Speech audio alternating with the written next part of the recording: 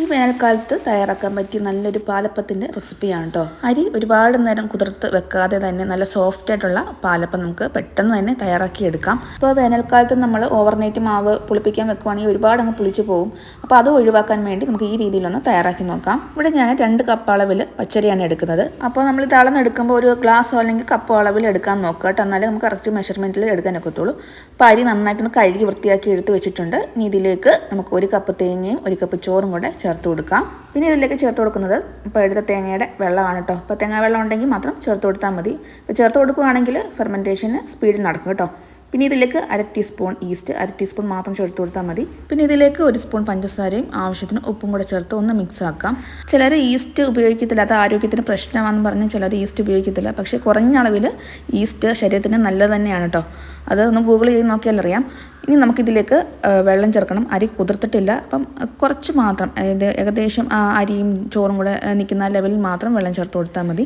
ഇനി ഒരു 2 മണിക്കൂർ നമുക്കിത് പുറത്ത് വെച്ചേക്കണം. അപ്പോൾ അരി ആയതുകൊണ്ട് ഒരു 2 മണിക്കൂർ തന്നെ ധാരാളം കേട്ടോ കുതിർന്ന് കിട്ടാൻ. ഉഴുന്ന പോലെയല്ല, ഉഴുന്ന ഒരു 6 മണിക്കൂറെങ്കിലും കുതിരാൻ വെക്കണം.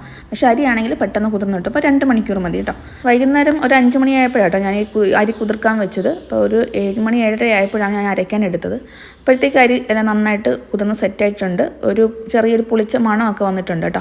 ഇനി നമുക്ക് മിക്സിയുടെ ജാറിലിട്ട് നന്നായിട്ട് അരച്ചെടുക്കാം. അപ്പോൾ വെള്ളം കളയരുത്, ആ വെള്ളത്തോടൊപ്പം തന്നെയാണ് അരച്ചെടുക്കേണ്ടത്. അപ്പോൾ ആ വെള്ളത്തിന് ചെറിയൊരു പുളിപ്പ് സ്മെല്ലൊക്കെ വന്നിട്ടുണ്ട്. നമ്മൾ ഈസ്റ്റും അതായത് തേങ്ങാവെള്ളവും പഞ്ചസാരയൊക്കെ ചേർത്തിട്ടുള്ളതല്ലേ.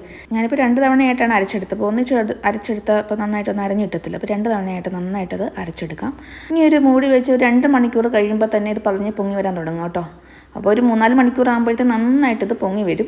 ഇനിയിപ്പോൾ നമുക്ക് ഓവർനൈറ്റ് വെളിയിൽ വെക്കേണ്ട ആവശ്യമില്ല, നമുക്കിത് ഫ്രിഡ്ജിൽ തന്നെ സൂക്ഷിക്കാം.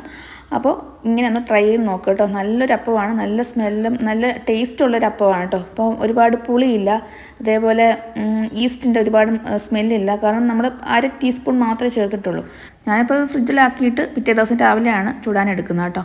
അപ്പോൾ ഇതിനോട് ഇപ്പോൾ കറി വേണമെന്ന് ഒരു നിർബന്ധമില്ല, ചുമ്മാ ചൂടോടെ കഴിക്കാം, എത്ര വേണമെങ്കിലും കഴിക്കാം. അത്രയ്ക്ക് നല്ല ടേസ്റ്റാണ് കേട്ടോ. ഇപ്പോൾ ജോലിക്ക് പോകുന്നവരാണെങ്കിൽ അവർക്ക് ഇത് എളുപ്പമാണ് കേട്ടോ. ഒരു വൈകുന്നേരം വന്നതിന് ശേഷം അരി കുതിർത്താൽ മതി. ഇപ്പോൾ രാത്രിയിൽ വേണമെങ്കിൽ അപ്പം ചുട്ട് കഴിക്കുകയും ചെയ്യാം, നല്ല ടേസ്റ്റോടെ തന്നെ കഴിക്കുകയും ചെയ്യാം. അപ്പോൾ അതേപോലെ ഒരു അപ്പത്തിൻ്റെ ഒരു റെസിപ്പിയാണ് കേട്ടോ. അപ്പോൾ ചെയ്ത് നോക്കിയിട്ടില്ലാത്തവരൊന്ന് ചെയ്ത് നോക്കുക. അപ്പോൾ വീഡിയോ ഇത്രയേ ഉള്ളൂ. ഇഷ്ടപ്പെട്ടതൊന്ന് ലൈക്ക് ചെയ്യുക, അതേപോലെ ഒന്ന് സബ്സ്ക്രൈബ് ചെയ്യാനും മറന്നു വരുത് കേട്ടോ. പുതിയൊരു വീഡിയോയുമായിട്ട് വീണ്ടും കാണാം. അപ്പോൾ എല്ലാവർക്കും താങ്ക്